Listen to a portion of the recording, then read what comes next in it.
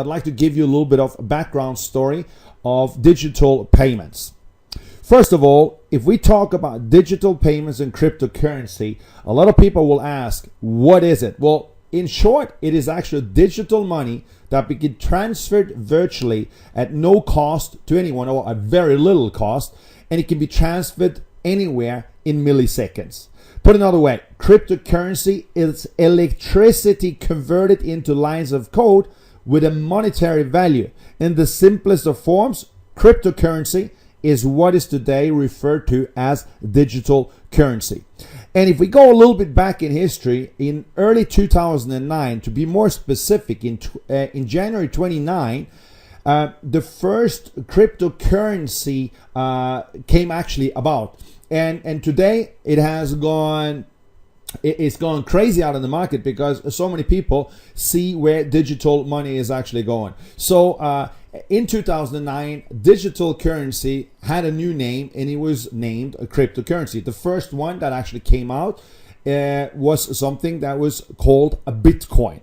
And a Bitcoin today, they've been able to actually produce half of what Bitcoin are going to be producing over the next 10 to 20 years. So that means there's been a big market demand, big demand for more currencies to come up, and I'll show you some of the major currency that is now that's now actually exploding out there in the market, and people are trying to get their hands off. Because if there's a limitation to something, people, they want it because demand is going to increase more and more and more and more. Now look, just to let you understand what cryptocurrency is, as I already mentioned on the last slide, or on the previous slide, it is a means of being able to pay for products and services. It can be transferred in milliseconds. But if you would like to actually compare to what you may be using today, be it US dollars, be it euros, British pounds, kronas, or whatever currency that you're used to, it is just like any other currency, but it is digital, and it is designed for the purpose of exchanging digital information through a process made possible by certain principle of something that's referred to as cryptography. Cryptography is used to secure the transactions and to control the creation of new coins. The example here that I'm going to show you is mind-blowing, because in May 2010, one Bitcoin was valued at, listen to this, at 0.001, not 0.01 as a lot of people think it was, but it was close to nothing at all. It was 0.001. 9 months later on, it hits $1. And for those of you who understands a little bit of math, will know that that's 1,000 times increase. 1,000 times increase on something in 9 months. That's unheard of. But then later on, as we move in February, it goes to 31. Then in July, $100. In June, $350, and then it goes up further and further and further until it hits the $1,000 mark on November 19, 2013. $1,000. If you compare that to the price it was for one Bitcoin back in 2010, that would be 1,000,000 times higher value. 1,000,000 times. Today, it's around 600 to 650 as I'm doing this presentation. So is there a potential in digital currency, in cryptocurrency? You bet you it is. I can tell you this. In the future, you're not going to walk around with paper money or coins. No, that's going to be obsolete. What you're going to be walking around with is what you walk around with all the time anyway, and that is your cell phone or your mobile phone, and that is what you're going to be using to pay for transactions, services, and products. When you go to the supermarket, when you go to the lawyer, when you want to do any kind of transfer across border, you're going to be using your phone. So this is, of course, something that is scaring a lot of banks out there. Just the other day, a big article come out actually from the National Bank of South Africa, where they say that cryptocurrency is going to take over 40% of all banking business over the next 30 to 40 years. Why is that? Well, you think about it yourself. If you were to transfer money from your bank account to someone else in another city in the country where you live, it may take, it may happen in an hour, it may take a day. And there's of course going to be a transaction fee for doing that transfer. Now think about this. if you transfer from one country to another country, it will normally take anywhere between 3 to 4 business working days. Now, do you believe it actually takes the bank that long to send the money?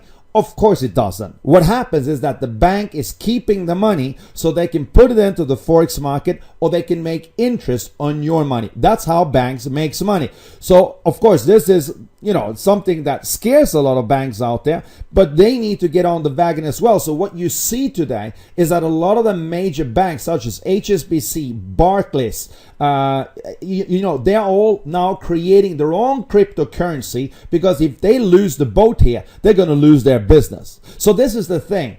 With cryptocurrency, it cannot be influenced by politics or religions. There's no inflation, it's close to zero fees, and it's immediate transactions. In other words, it happens in milliseconds. So if the banks don't get on the wagon, they're going to lose out completely. Now, today, even Wall Street are talking about this. This is the biggest thing since, the internet. When internet came along in the 80s, it was changing the way people was doing publishing. Today, cryptocurrency is going to create a change of how finances are driven in the world. You may not believe it at this stage, but I can tell you this. Not many people, they believed 25 years ago when someone would come into a shop with a plastic card and said they wanted to pay for a product or service. They were laughing. They said, you're not able to pay with a plastic card. And if you understand what I'm talking about, I'm of course talking about Visa, MasterCard, JCB, American Express, and so on. People, they were laughing. Today, I don't think any of your friends do not have either a debit or a credit card. Today, everyone pays with credit or debit cards. Me personally, I don't travel around with a lot of cash because it's unsecure, but I can travel around with a plastic card and I can pay for it using my, using it to get my services and products out there. Exactly the same thing is what's going to happen now over the next 5, 10, 20 years. People are not going to walk around with a plastic card either. They're going to just use their mobile phone.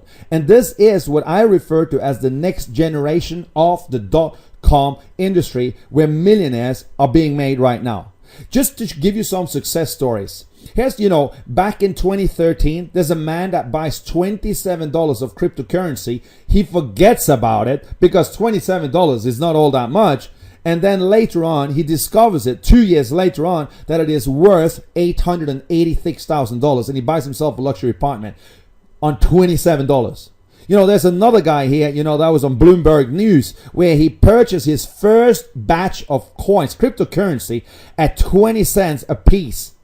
And he traded them for approximately $258 a piece. He bought it at 20 cents, trades it at $258, and he earns a profit of almost $1.3 million US. What's going to happen is this. Bitcoin was the first one out there, but as there's so much demand out there for cryptocurrency, of course, value increases. And as I said here, up until now, Bitcoin has been able to produce half of what they will be able to produce. And that's it. They cannot produce more than 21 million coins. So far, they've produced 10.5 million coins. So what happens is in 2011, a lot of other companies look into this and they say, hey, guys, we got to get on the wagon here. So now today, you see here on the computer screen, it may not be that clear, but here you see 10 of the most popular cryptocurrencies that's available on the market today. It works like the forex market. You can go in, you can buy, you can sell. But what are people doing today?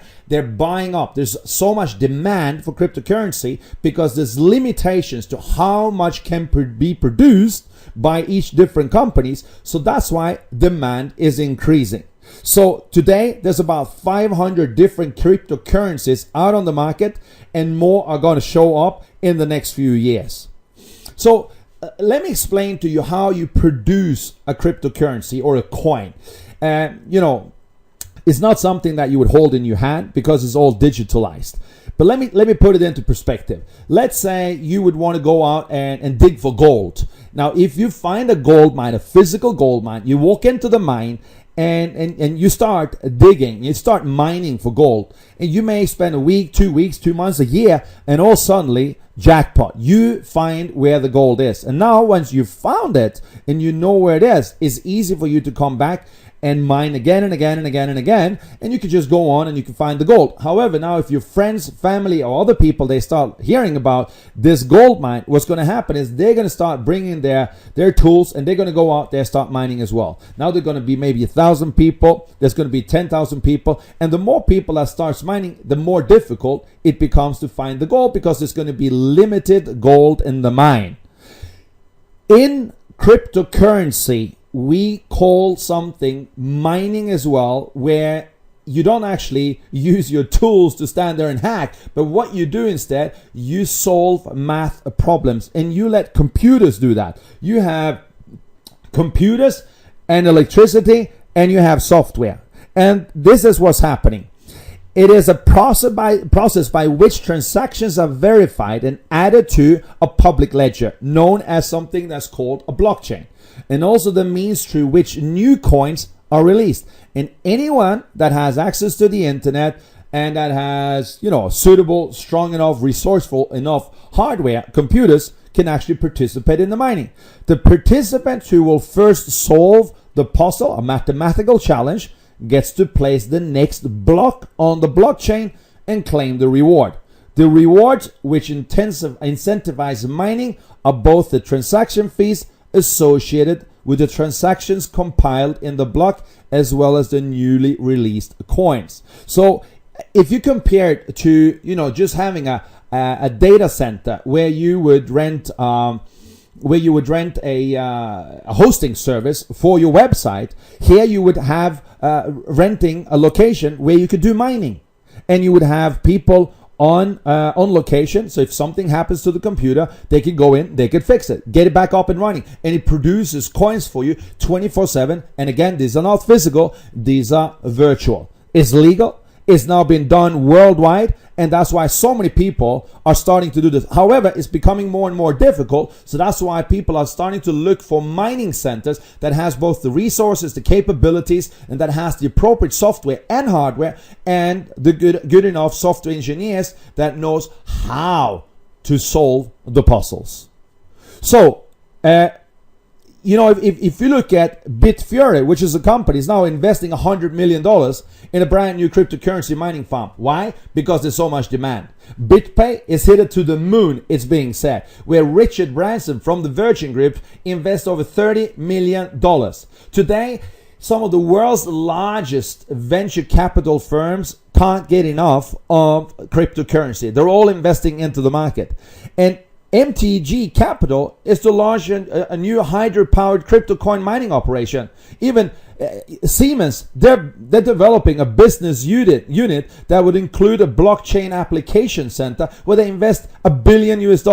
And now it's gone that far that where industry is now descended on Shanghai this year for Global Blockchain Summit. So the question, of course, you ask yourself, look, I now seen the story, Carlos. I've seen that you've shown that, the first cryptocurrency went from 0.001, went up to $1,000, 1,000,000 times in value. Have I missed the boat? Well, this is the good news, guys. We have not even scratched the surface yet.